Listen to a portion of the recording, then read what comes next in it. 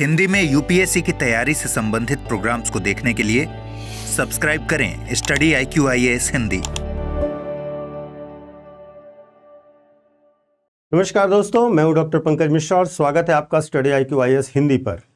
भारत का संविधान हमें 19(1)(d) के अंतर्गत देश में कहीं भी घूमने की आज़ादी देता है। यह एक मौलिक अधिकार है और अनुच्छेद 300A जो राइट टू प्रॉपर्टी है वो हमें संपत्ति रखने का अधिकार देता है।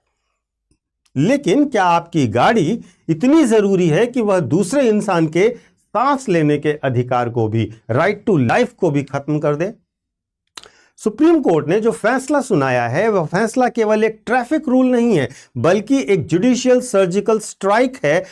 दिल्ली में BS3 व्हीकल्स और एंड ऑफ लाइफ व्हीकल्स के लिए जो मुहर सुप्रीम कोर्ट ने लगाई है, उसने एक बात साफ कर दी है, your convenience ends where my survival begins. आज हम इसी हेडलाइन, इसी डिसीजन के पीछे के कानून को समझेंगे, विज्ञान को समझेंगे और उस डार्क रियलिटी को भी समझेंगे जिसे अक्सर हम मिस कर देते हैं। तो शुरू करते हैं। उच्चतम न्यायालय ने क्या फैसला सुनाया है? अगर हम सुप्रीम कोर्ट के निर्णय की बात करें तो सुप्रीम कोर्ट ने दिल्ली NCR में पुराने वाहनों पर प्रशासन की सख्ती को कॉन्स्टिट्यूशनल वैलिडिटी दे दी है। फैसला बिल्कुल सीधा सीधा है कि BS3 पेट्रोल और BS34 डीजल प्रतिबंध सुप्रीम कोर्ट ने मान्य रखे हैं, उसको कॉन्स्टिट्यूशनल वैलिडिटी दे दी है, क्योंकि AQI बहुत ज़्यादा खराब हो चुका है दिल्ली का। इसके साथ साथ इन्होंने दिल्ली में की सड़कों से 10 साल पुराने डीजल और 15 साल पुराने पेट्रोल वाहनों पर भी प्रतिबंध लगा दिया है। यह एक बड़ी दूसरी निर्णय है। इसके साथ साथ इसके पीछे जो कानून का तर्क दिया गया है वो प्रिकॉशनरी प्रिंसिपल्स को लागू करना है कि नुकसान के अपरिवर्तनीय होने से पहले ही कार्यवाही की जाए। सुप्रीम कोर्ट ने साफ कहा है कि बात जब एनवायरमेंटल प्रोटेक्शन की आएगी तो हम प्रिकॉशनरी प्रिंसिपल अप्लाई करेंगे, यानी नुकसान होने का इंतजार मत करो, नुकसान होने से पहले ही बैन लगा दो। लेकिन सवाल यह है कि कोर्ट को सरकार का, एग्जीक्यूटिव का काम करना क्यों पड़ रहा है? महत्वपूर्ण यह है कोर्ट को क्यों फैसला लेना पड़ा, यह समझना बहुत जरूरी है, क्योंकि दिल्ली की हवा अब एक साइंटिफिक फेल्योर बन चुकी है। यह फेल्योर शुरू होता है प्रशासनिक पंगुता के साथ, जहां पर CAQM और ग्रैप की विफलता लगातार आगे बढ़ती चली जा रही थी, हवा खराब होती जा रही थी। हम तब जागते हैं जब कोर्ट आदेश देता है।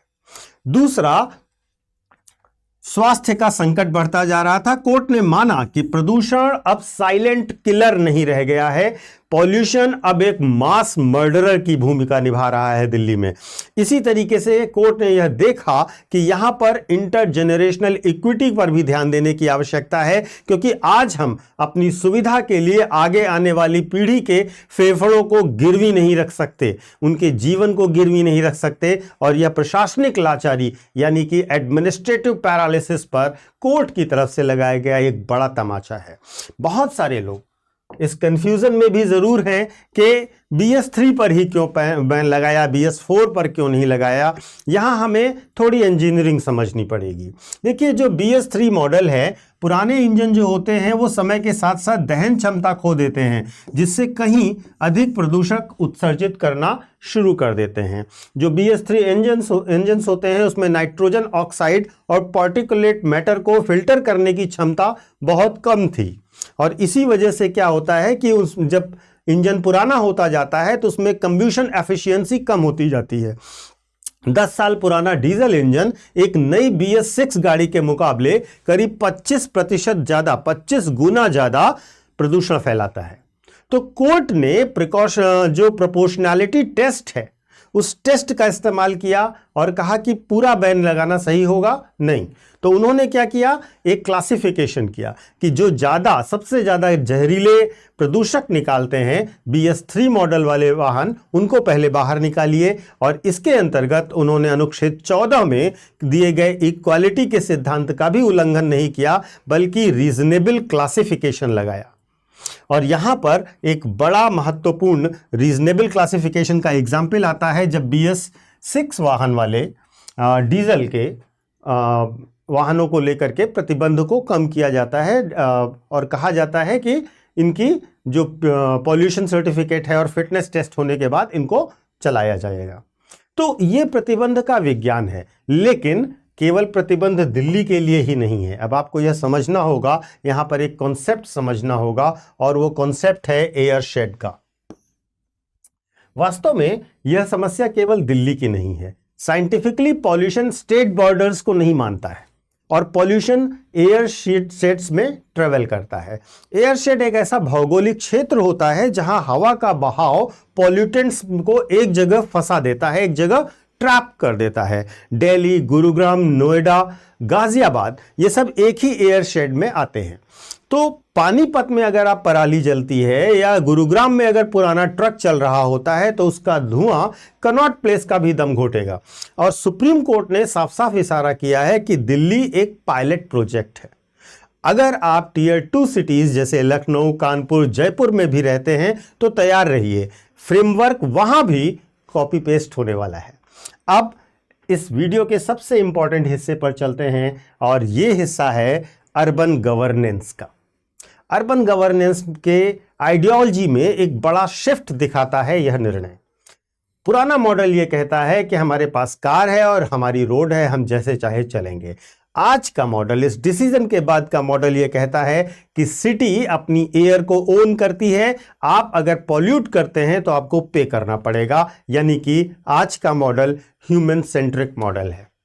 इसे अर्थशास्त्र में निगेटिव एक्सटर्नलिटीज कहते हैं। जब आप पुरानी गाड़ी चलाते हैं तो उसका मजा सिर्फ आप उठाते हैं, लेकिन उसका नुकसान, उसकी कॉस्ट, उसका पॉल्यूशन पूरे समाज को भुगतना पड़ता है। और कोर्ट अब पॉल्यूटर पे प्रिंसिपल पर काम करने जा रहा है और इसी को सख्ती से लागू कर रहा है। लंदन में भी अगर हम देखें तो ULEZ और सिंगापुर में कंजेशन प्राइसिंग मॉडल इसी प्रकार काम करता है। इसी प्रकार इसको सख्ती से लागू किया गया और वहां पर पॉल्यूशन में भारी कमी देखी गई। अब अगर हम यूपीएससी और लॉ के छात्रों के नजरिए से देखें तो यह मुद्दा एक बहुत बड़ा गोल्ड माइन है। यहां फैसला 3 आर्टिकल्स का संगम है। आर्टिकल 21 जिसके अंतर्गत जीवन के अधिकार में प्रदूषण मुक्त वायु का अधिकार शामिल है। MC मेहता केस का सुप्रीम कोर्ट का लैंडमार्क जजमेंट है हमारे पास। इसके साथ साथ आर्टिकल 48A जो DPSP में है, वो कहता है कि पर्यावरण की रक्षा, सुधार और वनों की सुरक्षा के लिए राज्य का संवैधानिक कर्तव्य है।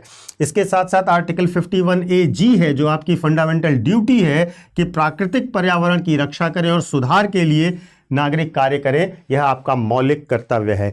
ये ट्रायंगल, ये गोल्डन ट्रायंगल आपके लिए इंपॉर्टेंट है। ये संवैधानिक त्रिमूर्ति है जो आपकी ड्यूटी, आपके राज्य की ड्यूटी और आपके अधिकार, इन तीनों को सुनिश्चित करती है पर्यावरण के नजरिए से।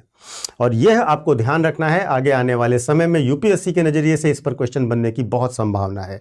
तो कोर्ट ने आज इंडिविजुअल प्रॉपर्टी राइट जो अनुच्छेद 300A में दिया गया है, उसको पब्लिक हेल्थ यानी कि आर्टिकल 21 से नीचे रखा है। जुरिस्प्रूडेंस बहुत क्लियर है कि public health is the supreme law. बहुत महत्वपूर्ण रूप से यह फैसला सही है, लेकिन यहां क्या यह न्यायपूर्ण है? यह जस्ट है, क्योंकि जस्टिस में जस्ट होना भी उतना ही जरूरी है। यहां हमें एम्पैथी की भी जरूरत है। हमें यह भी समझना होगा कि उस टैक्सी ड्राइवर का क्या, जिसने लोन लेकर के सेकेंड हैंड BS3 मॉडल की गाड़ी ली थी। उस डिलीवरी बॉय का क्या, जिसने 10 साल पुरानी बाइक ही अपनी रोजी रोटी के लिए किसी तरीके से अरेंज की थी। ग्लोबल क्लाइमेट पॉलिसी में एक शब्द है, जस्ट ट्रांजिशन। यानी जब आप पर्यावरण बचाने के लिए नियम बदलें तो गरीबों को कुचले नहीं। कोर्ट ने अपना काम किया, लेकिन सरकार यहां फेल हो रही है।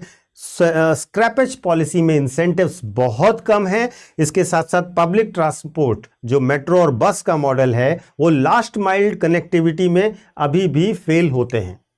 तो बिना व्हीकल अल्टरनेटिव के बैन लगा देना, एक ब्लैंकेट बैन लगा देना, मिडिल क्लास और लोअर इनकम ग्रुप्स के लिए एक इकोनॉमिक वायलेंस की तरह होगा। सरकार को इस पक्ष पर भी ध्यान देना चाहिए, उन लोगों पर भी ध्यान देना चाहिए जिनके लिए ऐसी गाड़ियां ही उनका एक अंतिम विकल्प थी।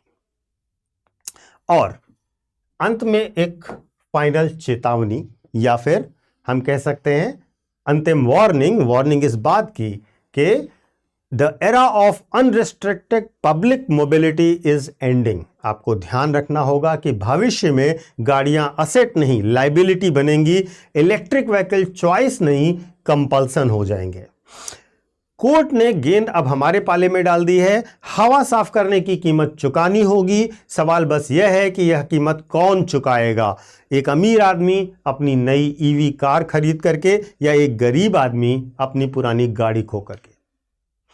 अगर आपको यह लीगल और डीप एनालिसिस अच्छा लगा हो तो आप भी कमेंट में अवश्य लिखिएगा। Right to breathe fundamental right है। आपको मैं अपना टेलीग्राम चैनल बता देता हूं, यूपीएससी मेंटोर पंकज सर, इसे ज्वाइन कर लीजिए। यहां पर आपको मेरे सारे वीडियोस के लिंक मिल जाएंगे और साथ ही साथ आप मुझसे कनेक्टेड रहेंगे। जो बच्चे 2027 या 2028 की प्रिपरेशन करना चाहते हैं यूपीएससी के लिए, उनका हमारा प्रतिज्ञा प्लस बैच लॉन्च हो रहा है और उसमें आप 18 दिसंबर तक अगर एडमिशन लेते हैं तो आपको फाइनल माइल सेल का लाभ भी मिलेगा, यानी कि बड़ा एक्स्ट्रा डिस्काउंट भी मिलेगा। यहाँ पर महत्वपूर्ण यह है कि ये फाउंडेशन P2I कोर्स होंगे जो कि प्री से लेकर इंटरव्यू तक, बेसिक से लेकर के इंटरव्यू तक आपकी पूरी तैयारी करवाएंगे। बुक्स आपको दी जाएंगी, क्लासेस आपको दी जाएंगी, टेस्ट सीरीज, राइटिंग प्रैक्टिस, सब कुछ इसके अंदर इंक्लूडेड होगा। और इम्पॉर्टेंटली इसके साथ आपको मेंटोरशिप भी दी जाएगी, यानी कि 1-to-1 मेंटोरशिप, जहाँ पर आपको एक मेंटोर अलॉट किया जाएगा जो आपकी हर एक इंडिविजुअल नीड पर आपकी मदद करेगा। बेहतरीन कोर्स है। एक बार इसकी डिटेल्स को आप डिस्क्रिप्शन बॉक्स में दिए गए लिंक्स पर जाकर के क्लिक करके देख सकते हैं। 2027 का लिंक और 2028 का लिंक आपको दिया गया होगा। इसके साथ साथ अगर आप और भी डिटेल में डेमो क्लासेस भी देखना चाहते हैं तो आप हमारे ऐप या वेबसाइट पर जाकर के देख सकते हैं। अगर आपको कोई कन्फ्यूजन हो रहा है तो डिस्प्ले हो रहे नंबर पर आप कॉल करेंगे तो सपोर्ट टीम आपसे बात कर लेगी, आपके सारे डाउट्स को क्लियर करेगी।